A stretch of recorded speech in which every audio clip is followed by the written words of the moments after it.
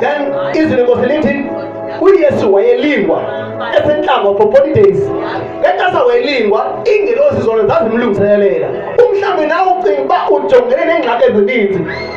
Ufese nemicelimngeni emininzi. Ngicela ukuxelela as long as Yesu wayelungiselelwa wabe elingwa nguSathane inqango, nawe utheni uyalungiselelelwa zingelosi zezulu. Ngoba ithe iBhayibhile uThixo wasinika umyalelo uba zingavumi unyawo lakho lusityibilike okanye lubetheke okanye lufekele ezantsi. Mamela uyalungiselelwa. Nyamezela isilingo uyakhulela esilungweni. As long as Yesu inkosi yakho yakhula nawe uzokkhula. Ngoba uthi uPawulos mna ndilinganisa uYesu nina linganisani mna. As long as Yesu wakhula nani sodlula. As long as baluwa lwandle lubovu nani sawela. Noba sibe sikhona ngoku nayi sodlula. As long as uThixo elungisa iknowledge endinika yona namhlanje eyokuthi wazi into yoba whenever uSathane